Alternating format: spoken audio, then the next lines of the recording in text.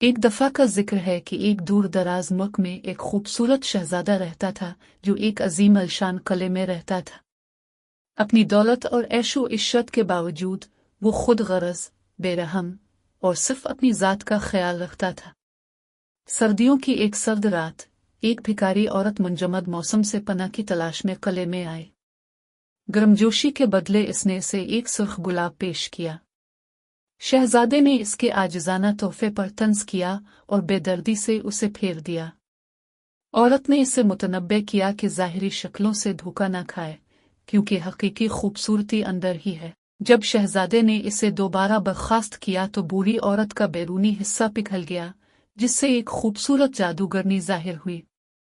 इसकी हमदर्दी की कमी की सजा के तौर पर उसने शहजादे को एक खौफनाक दरिंदे में तब्दील कर दिया और किले और वहां रहने वाले तमाम लोगों पर एक ताकतवर जादू किया। जादूगर ने इसे गुलाब के साथ छोड़ दिया, जो इसके 21वीं साल तक खिलता रहेगा।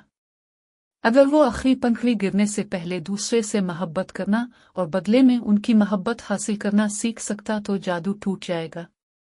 अगर नहीं तो वो हमेशा के लिए हैवान ही रहेगा। साल गुजर गए और शहजादा, जो अब एक दरिंदा था, मायूसी में रहता था, अपने महल में छुपा हुआ था, सिर्फ जादुई नौकरों के साथ।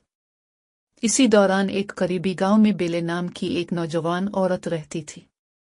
वो अपनी खूबसूरती के लिए जानी जाती थी, लेकिन यह उसका मेहरबान दिल और पढ़ने की मोहब्बत ने इसे अलग कर दिया।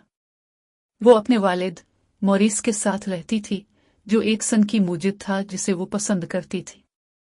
एक दिन मॉरिस अपनी ताज़ा तरीन ईजाद की नुमाइश के लिए मेले के लिए रवाना हुआ। जब वो जंगल से गुजर रहा था तो एक तूफान आया और वो रास्ता भूल गया। पनाह की तलाश में उसने हैवान के किले से ठोकर खाई। अंदर इसका इस्तकबाल जादुई चीजों से किया गया, बात करते हुए फर्नीचर और घरेलू सामान जो कभी महल के नौकर हुआ करते थे। उनकी मेहमान नवाजी के बावजूद मॉरिस इस वक्त घबरा गया जब बेस्ट नमूदार हुआ और इसे बेहुरमती के जुर्म में कैद कर दिया।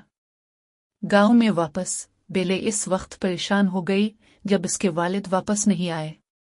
वो उसे ढूंढने के लिए निकली और बिलाखिर महल में पहुंच गई।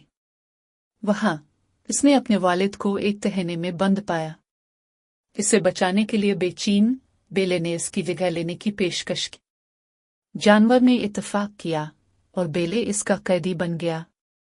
पहले पहल बेले दरिंदे की ज़ाहिरी शक्ल और खुरदरे अंदाज से खौफजदा थी, लेकिन जैसे जैसे दिन हफ्तों में बदलते गए वो इसके बाहर को माजी में देखने लगी और उसकी नरमी और मेहरबानी को दरियाफ्त किया। जानवर बदले में बेले की हमदर्दी से मुतासिर हुआ और उसकी दिल की गहराइयों से देखभाल करने लगा। उन्होंने एक साथ वक्त गुजारा, पढ़ना, बात करना और यहाँ तक कि ग्रैंड बाल रूम में रक्स किया। आहिस्ता आहिस्ता उनकी दोस्ती मोहब्बत में बदल गई। एक दिन बेले ने जानवर से अपने वालिद से मिलने की इजाजत मांगी, जो बीमार हो गए थे।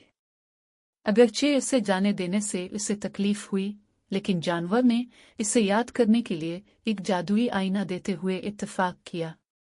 बेले गांव वापस आई और अपने वालिद को शदीद बीमार पाया। उसने इसकी सेहत बहाल की, लेकिन गांव वाले, जिसकी क़ियादत गैस्टन नामी एक बेकार और गैरतमंद आदमी कर रहे थे, मशकूक हो गए।